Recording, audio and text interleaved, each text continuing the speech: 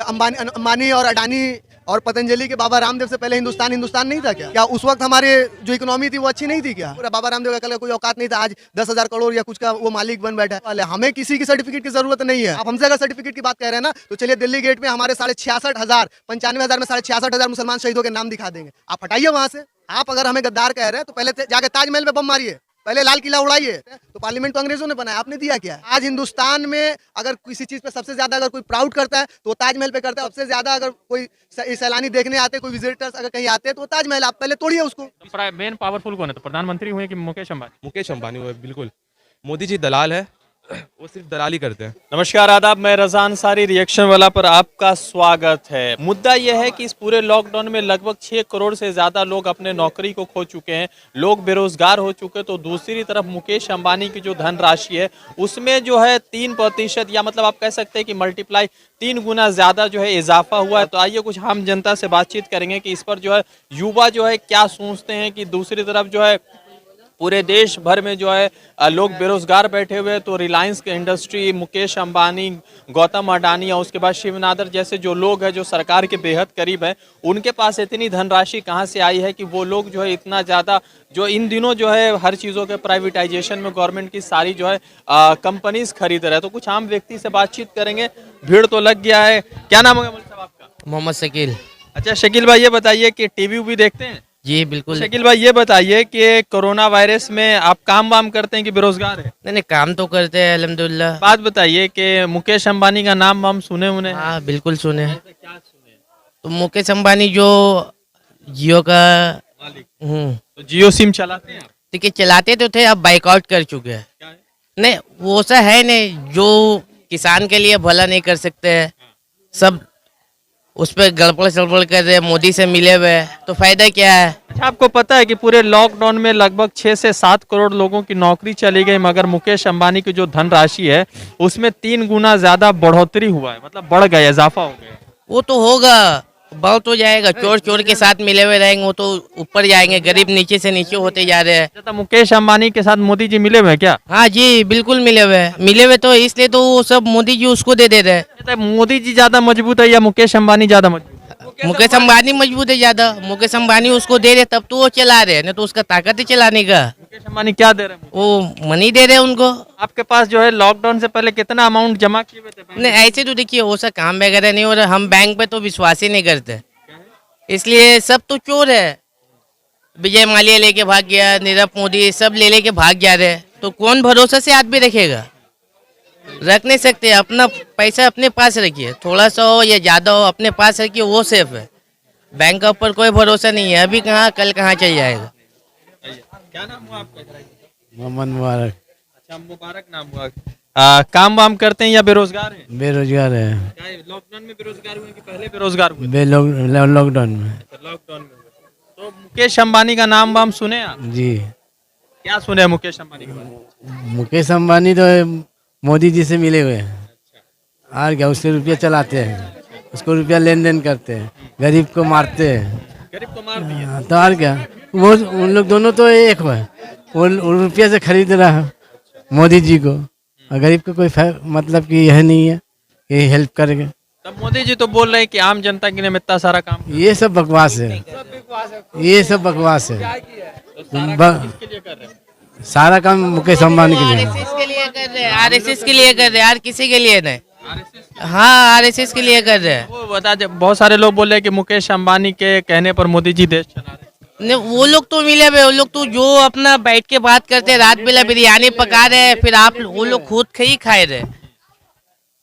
हाँ अच्छा एक बात बताइए कि 100% मोदी जी से मिले हुए मुकेश हाँ 100%, कैसे? इसमें कोई शक नहीं। हम लोग पेपर में पढ़ा भी, देखा भी, सुना भी, समझ गए, इसीलिए। जियो का सिम चलाते हैं आप? जीरो का फिल्म चलाते थे, बंद कर दिया हम। बंद कर दिया, एकदम किसान के मोहब्बत। जी। आइए कुछ और लोगों से बातचीत करें। क्या नाम है भैया? फैयाज खान। फैयाज खान। अच्छा एक बात बताइए कि क्या करते हैं, पढ़ाई करते हैं या कारोबार? अभी तो हम कारोबार कर रहे हैं। किस चीज का कारोबार? मेरा गोट सप्लाइंग का बिजनेस है। Food supply. Goat supplying goat and sheep. मतलब फ्लैश का काम है, रेड फ्लैश का काम। अच्छा ये बताइए कि मुकेश अंबानी के बारे में तो सुना ही होगा आपने। कौन ऐसा है हिंदुस्तान में जो मुकेश अंबानी को नहीं जानता है? अच्छा मोदी जी ज्यादा पॉपुलर है या मुकेश अंबानी? आप एक बात बताइए, गुलाम ज्यादा पॉपुलर होता है या उसका मालिक? मालिक होता है ज्यादातर। तो बस यूं समझ लीजिए कि अंबानी और अडानी, चाहे मुकेश अंबानी हो या अडानी हो, सब जो है वो ओनर है और हमारा मोदी जो है वो उसका गुलाम है। एकदम। 100%। कैसे कैसे लगता है ये गुलाम? आपने कभी देखा मोदी जी को BSNL का एडवर्टीजमेंट करते हुए? मगर हमको लग रहा है यहाँ जितने लोग हैं सबके सबने देखा होगा कि मोदी जी जियो का एडवर्टीजमेंट कर रहे हैं। इनफैक्ट वो ब्रांड एम्बेसडर रह चुके हैं जियो का। ये सब खबर आप लोग तक आ जाती है? असल बात ये तो नॉर्मल सा जो आँख का अंधा भी जो है ना वो भी आज बता देगा आपको, क्योंकि ये आपको 18th सेंचुरी में तो आप है नहीं कि आपके पास कोई भी डिटेल लेने के लिए दूर दूर जाना पड़े या खत किताबत ये चलता हो। आज का दौर डिजिटल है। आज आपको जो भी चीज़ चाहिए गूगल पे मारिए, आपको सबका सब डेटा मिलता है। जहाँ आपके चाहने वाले हैं वहाँ आपके दुश्मन में भी है, तो जहाँ आपके सपोर्टर है वहीं आपके कुछ अगेंस्ट में भी है। अच्छा फैयाज भाई, ये बताइए कि इस पूरे लॉकडाउन में लगभग 8 करोड़ कोई डाटा 6 करोड़, कोई डाटा 7 करोड़ की इन्फॉर्मेशन देता है कि लोग बेरोजगार हुए, मगर ये जो मुकेश अंबानी उसका 3 गुना अमाउंट बढ़ा है, तो ये बढ़ रहा है, तो क्या लगता है मतलब कि कैसे बढ़ रहा होगा? आपने 370 का तो नाम सुना ही होगा, कश्मीर वाला। और उसके अलावा जहाँ पे पूरा देश को एक हवा बना के रख दिया गया, किसी भी तरह का कोरोना में आम पब्लिक के लिए कोई इंतजाम नहीं था। उस दौरान में अपने मोदी जी ने अपने जो मालिक है उसका हक अदा किया। चारों तरफ सब तो बंद था मगर उनके लिए तमाम काम चालू थे। उनका किसी भी चीज़ का क्या जियो का कॉलिंग रुका लॉकडाउन में? चाहे पतंजलि का मार्केट रुका? क्या पतंजलि का स्टोर बंद था? क्या ये जियो का ये सर्वर डाउन था? सब तो ऑन था। तो जाहिर सा बात है, आप बेरोजगार कौन था? यहाँ के आम पब्लिक से पूछे, जो बेचारा ठेला टान रहा है वो रोड पे जा रहा है, पुलिस उसको मार के अंदर कर रही। वो गरीब वहाँ पे फाइन देगा, 20 रुपए की उसकी कमाई है, वो जाके वहाँ पे 120 रुपए का फाइन देगा? तो जाहिर सा बात है वो तो डर के बेचारा बोल रहा वहाँ पे जाएंगे तो 120 रुपया देंगे, उससे अच्छा घर में किसी से कर्जा लेके खा ले। तो आम पब्लिक तो बेरोजगार, मगर उनका काम रेगुलर चल रहा है। अब लॉकडाउन में जहाँ पे आम पब्लिक को कुछ नहीं है, वो डर और हैबत दिखा के वो डबल से ट्रिपल कमा रहे हैं, इसलिए उनका अमाउंट बढ़ रहा है। जहाँ पे आप देखिए ना पूरे हिंदुस्तान में आज GDP कहाँ है? -23.9 है। वहाँ पे आज हम लोग का ये उन लोगों का इतना ये इन्फ्लुएंस क्यों हुआ है? इतना वो लोग का बिजनेस फ्लेक्सिबल क्यों हो जा रहा है? वो पूरा डर बना के पब्लिक को पीछे कर रहे हैं, सिर्फ अपना प्रोडक्ट को आज आगे बढ़ा रहे हैं। आज का ये किसान को किस तरह का, इसी तरह का तो लालच दे रहे हैं। जब हम लोग याद होगा, जब जियो नया स्टार्टिंग में आया था तो बिल्कुल फ्री डिस्ट्रीब्यूट कराया उसने सिम, और काफ़ी दिनों तक फ्री चलता रहा। उस वक्त 100 रुपये 150 रुपये में अदर्स का रिचार्ज होता था। हम उस टाइम वर्जिन सिम मिलता था और डोकोमो हमने भी चलाया। वो 45 रुपये में हम लोग सिम लेते थे, 6 महीना चलता था। मगर बता रहे हैं ना, वो चीज़ मैं बता रहा हूँ आपको, क्लियर कर दे रहा हूँ।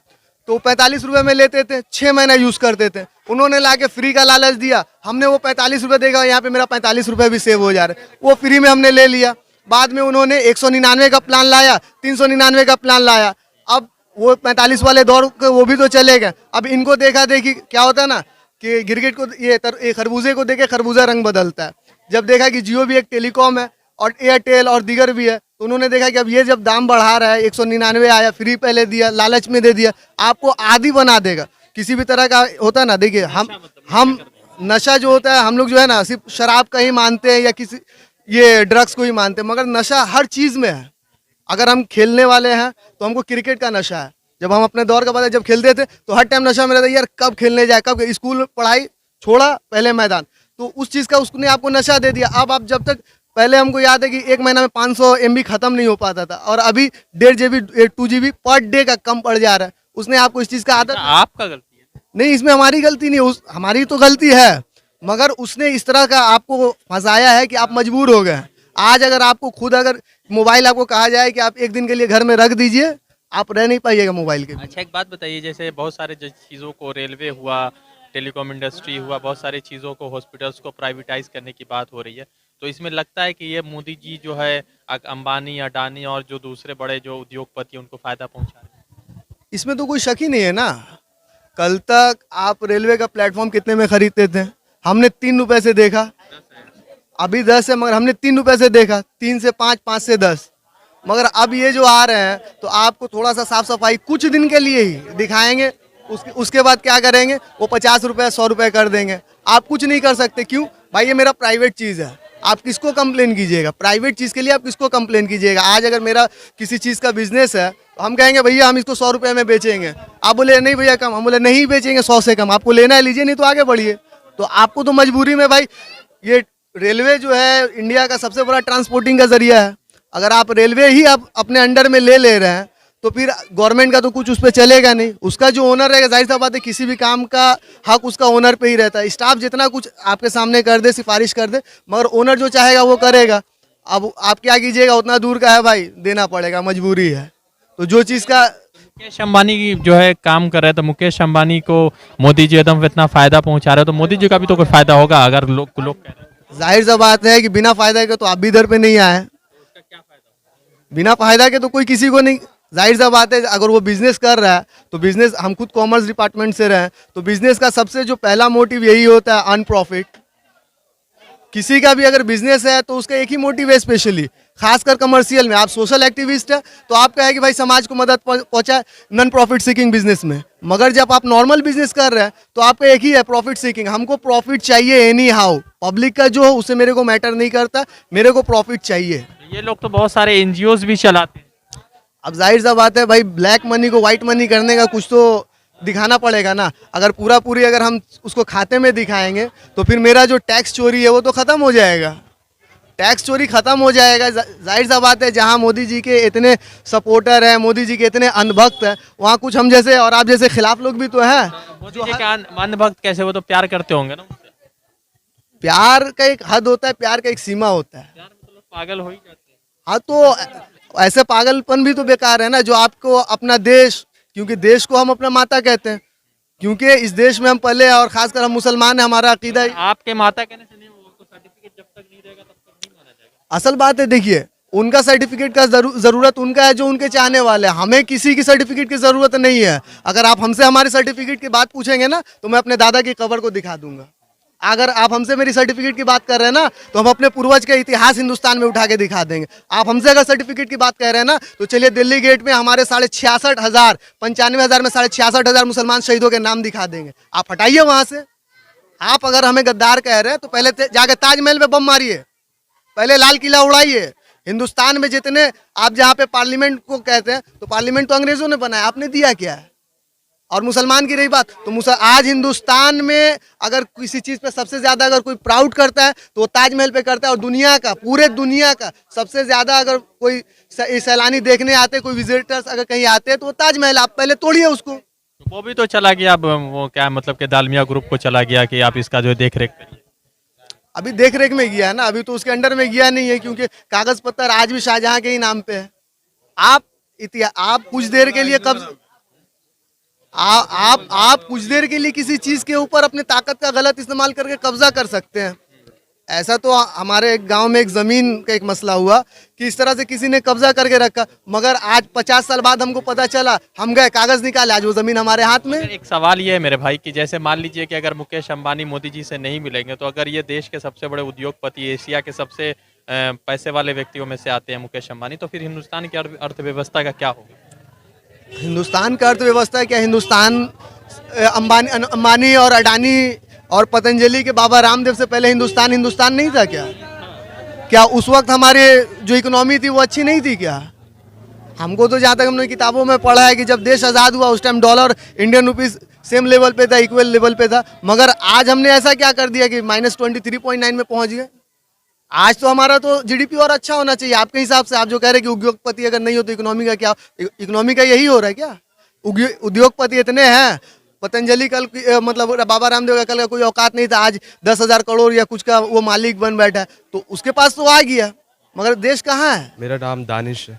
दानिश क्या करते हैं आप? पढ़ाई करते हैं, कौन क्लास में? बीएससी में, 3rd ईयर। तो मतलब मुकेश अंबानी के बारे में तो सुना ही होगा, सभी जानते हैं, जैसे आपने अभी सुना। क्या लगता है मुकेश अंबानी क्या कर रहे हैं भाई बुरा इतना कि लोग जो है उतना बात कर रहे हैं, हर बात जो जितने भी मतलब कह रहे हैं कांग्रेस के सपोर्टर या ओवैसी जी के सपोर्टर, वो कहते हैं कि मोदी जी मुकेश अंबानी से मिल गए हुए हैं। ऐसा देखिए, बात ऐसा है कि अभी जो मोदी जी कर रहे हैं वो सिर्फ कैपिटलिस्ट वाला काम कर रहे हैं। अंबानी, अडानी और जितने भी उद्योगपति हैं उनके सपोर्ट में, उनके हक में बात कर रहे हैं। अब आप देखिए ये जो फार्म बिल लाए हैं, ये 3 फार्म बिल आखिर वो क्यों नहीं हटा रहे? क्यों, क्या वजह है कि वो नहीं हटा रहे? अगर इसका फ़ायदा पूछा जाए कोई भी बीजेपी प्रवक्ता से, तो उनके ज़बान पे सिर्फ एक ही चीज़ है कि अरे इससे आपका खेती नहीं जाएगा। अरे भैया खेती तो नहीं जाएगा, इससे फ़ायदा क्या हुआ किसान को? खेती अगर नहीं जाएगा, ये तो उसका खेती पहले से था, इससे क्या फ़ायदा हुआ किसान को? अब फ़ायदा तो बताइए किसान को, ये फार्म बिल जो आया इससे क्या फ़ायदा है किसान को? आप बोल रहे हैं कि एमएसपी हटा देंगे, किसान ये मंडी जो है मंडी नहीं जाएगा। अरे मंडी तो अभी भी है सर, मंडी कहाँ जा रहा ये है? क्या लगता है आपको कि जैसे एक अब युवा है कि पूरे देश भर में हर व्यक्ति की नौकरी जा रही है, रोजगार खत्म हो रहा है, लोगों के पास पैसे नहीं है, मगर मुकेश अंबानी का अमाउंट जो है 3 गुना बढ़ गया। देखिए मोदी जी सिर्फ जब सत्ता में आए थे, वो मुकेश अंबानी, अडानी, इन लोगों के पैसे से ही उन्होंने सत्ता खरीदा। उनको पब्लिक का कोई केयर नहीं है, पब्लिक का कोई सिंपैथी नहीं है। वो सिर्फ अपने जो ऊपर से ऑर्डर मिलता है बस उसी के लिए काम करते हैं। तो मेन पावरफुल कौन है, तो प्रधानमंत्री हुए कि मुकेश अंबानी? मुकेश अंबानी हुए, बिल्कुल। मोदी जी दलाल है, वो सिर्फ दलाली करते हैं। अगर बोला जाए मोदी जी को कि आप ये फार्म बिल हटा दे, तो वो नहीं हटा रहे। क्यों नहीं हटा रहे? आखिर क्या ज़रूरत पड़ रहा है उनको इतना बात करने का? वहाँ पे किसान हमारे दिल्ली के रेत पे ये -डिग्री पे बैठे हुए, क्यों बैठे हुए? क्या उनसे उनका क्या फ़ायदा है? वो अपने खेत को छोड़ के, अपने घर वाले को छोड़ के तो लोग कह रहे हैं मिस गाइड है, बहुत सारे लोग खालिस्तानी, पाकिस्तानी, दहशतगर्द, पता नहीं क्या क्या बोल रहे हैं। अरे भैया शाहीन बाग में जब आंदोलन हुआ तो उसको पाकिस्तानी बोल देते हैं। अगर युवा आवाज़ उठाए तो उसको टेररिस्ट बोल देते हैं। अगर सिख आंदोलन करे उसको खालिस्तानी बोल देते हैं। भैया क्या आप नेशनलिज्म का सर्टिफिकेट बांट रहे हैं क्या? जो आपके खिलाफ बोलेगा आप उसको एंटी नेशनल बोल देंगे। यानी इस देश में रहने का यही मतलब हो गया, जो बीजेपी का सपोर्टर है वही नेशनल है और जो बीजेपी को अपोज करते हैं वो एंटी नेशनल हो गया। अच्छा, जियो का सिम चलाते हैं? नहीं, मैं नहीं चलाता जियो का, कौन सी कंपनी का सिम? मैं वोडाफोन चलाता हूँ।